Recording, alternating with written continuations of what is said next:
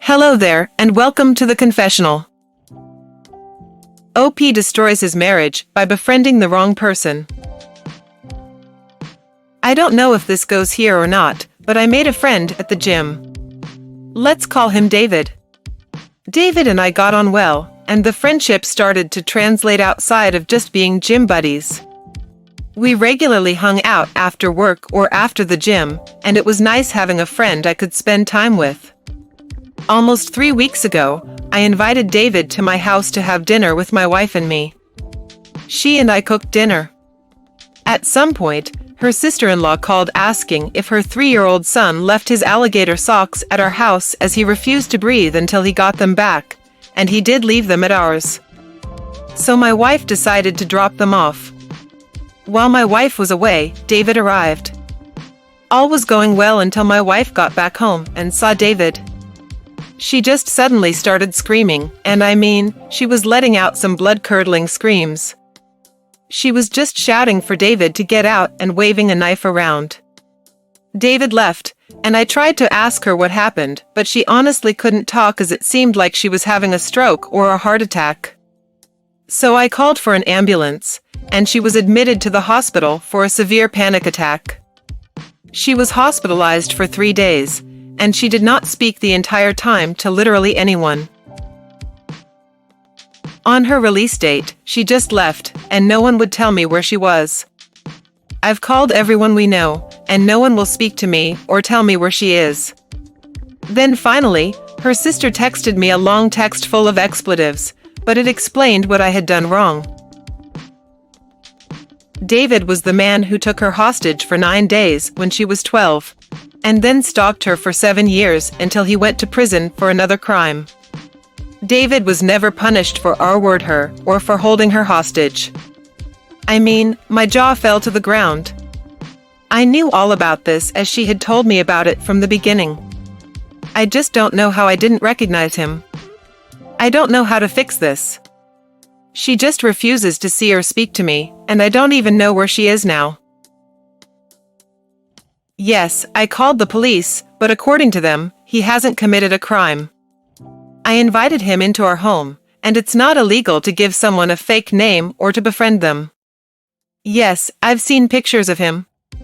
I just forgot. I don't know how I forgot what he looked like, but I forgot nonetheless. I saw pictures of him in his late 20s and 3 prison pictures of him taken in 2017 or 2018. Yes, he does look different now from those pictures, but not enough for me to not recognize him. I really don't have a reasonable excuse for not recognizing him.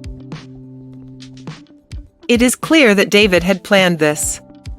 He clearly befriended me to get to my wife. He also gave me a different name than his real name. I don't know where my wife is as I am not trusted. I'm not allowed to know. Her family and friends have entirely frozen me out, and people have literally changed numbers and set their social media to private. I mean, this isn't their first rodeo with this man. My wife kept track of him, but he was released earlier from prison. However, the records were not updated, so we both were under the impression that he was still in prison, but he was released in early December last year. He went straight back to stalking her. And I let him into our lives, her private space. Of course, I regret my actions. I wish I had recognized him earlier on, but I didn't. I don't know why I didn't. At the time of the R-word and imprisonment, he was 22 and she was 12. She knew him through his stepbrother, a fellow student. David had his own place, and it kind of was the party house where all the kids went, so he was the cool guy who hung around the preteens and teens and sold drugs, from alcohol to heavier stuff. Her family did try to get it to go to court, but it was dropped by the prosecutors. He also claimed she was his girlfriend and that she had run away from home.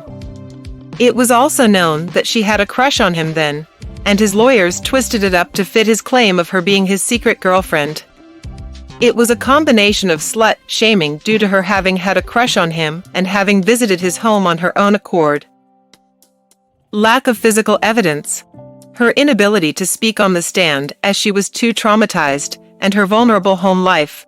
Her father was going through chemo at the time, added with the unwillingness of the prosecutors to go after him. The stalking was taken slightly seriously at the time. He was ordered to stay away from her, but repeatedly broke the order. The one time he was punished by the judge, he was only given a few days in jail. So he continued to stalk her for years until he was arrested for another crime. Let's read a few comments from the community. One from Aggravating Driver 559 stated, "This is one of the craziest stories I've ever read. Damn, that's tough. You should most likely seek help from a therapist for advice on this. Since her home was supposed to be her safe zone, there's a big chance you both will have to move. Also, the severe stress your wife endured could have led to a psychosis. And be sure to file a restraining order for that scumbag David. Please keep us updated, OP." Mogaman28 replied, "A therapist? I'd seek help from a bodyguard." Please remember to like and subscribe if you haven't already. Thank you for your time.